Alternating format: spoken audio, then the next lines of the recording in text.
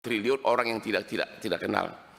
Yang ketiga, bahwa sesuai dengan 2 minimum alat bukti tidak ada, diakui di persidangan bahwa memang si Pandi ini bolak-balik nanya.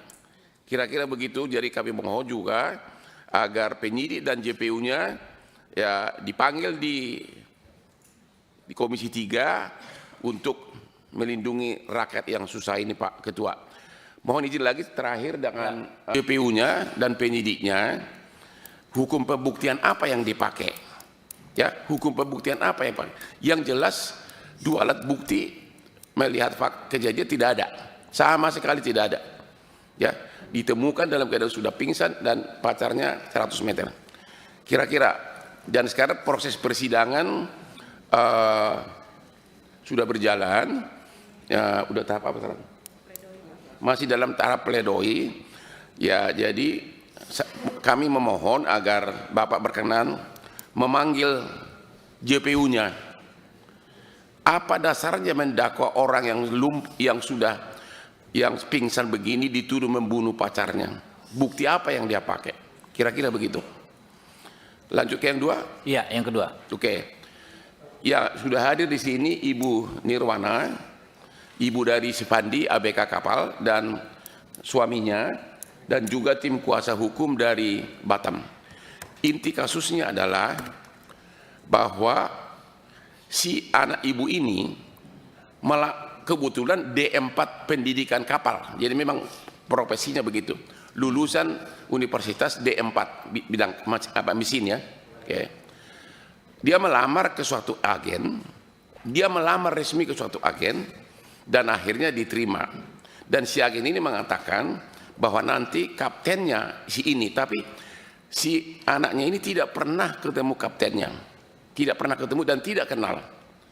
Barulah berangkatlah mereka, karena katanya kan ini kan kapal ini di Thailand.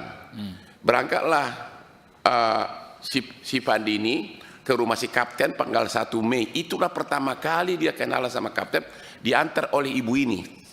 Ya, di depan rumah dada-dadaan berangkat ke Thailand, dan karena kapalnya katanya belum siap, 10 hari penuh diinapkan di hotel. Mulailah kapalnya itu, mereka memasuki kapal tanggal 14. Menurut kontrak harusnya kapalnya North Star namanya. Tahu-tahu dibawa speedboat, dibawa ke kapal Sea Dragon. Ya. Jadi dari lamaran sama kapalnya berbeda, ya. Baru mereka berangkat, dibawalah si Pandi ini ke tengah laut, naiklah ke kapal ini, kemudian mutar. 3 hari kemudian, yaitu tanggal 18 Mei, datanglah kapal nelayan, ya, kapal nelayan yang membongkar 67 kardus. Karena memang orang tidak banyak, oleh si kapten diperintahkan semua awak kapal untuk estafet memasukkan. Dan si anak ibu ini bolak-balik nanya, ini apa? Dan itu diakui oleh si kapten. Kebetulan kaptennya juga orang Batak, marga Sirait, wakil kaptennya juga orang Batak, marga Tambunan. Si kapten ini ngaku bahwa itu adalah uang dan emas. Itu pengakuannya. Ya. Ini kapal harusnya berangkat dari Thailand menuju Filipina. Tapi lewat dari perairan Indonesia di Tanjung Karimun, ketangkap sama BNN sama Bea Cukai.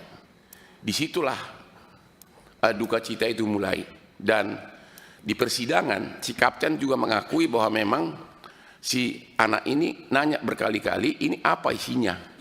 Oke. Dan yang menjadi masalah adalah kok bisa dituntut hukuman mati karena tidak ada bukti sama sekali bahwa dia tahu isinya itu. Dia baru melamar, baru 3 hari naik kapal sebagai pengangguran masuk kerja. Yang menjadi pertanyaan adalah, ini yang perlu mungkin nanti ditanyakan Komisi 3 kepada penyidiknya dan jaksanya. Kalau seorang kapten kapal berangkat ke Thailand untuk narkoba 2 ton yang katanya harganya 4 triliun. Mungkin enggak si pemilik narkoba tidak kenal si kapten ini? Mungkin enggak dia percayakan 4 triliun kepada orang yang baru dia kenal? Itu yang kita bilang logikanya tidak ada. Tapi tiba-tiba dituntut sekarang hukuman mati. Itu inti kasusnya. Sama juga tidak ada bukti sama sekali yang mengatakan bahwa si Pandi tahu, karena memang dia hanya bekerja di kapal itu dan baru 3 hari naik kapal itu.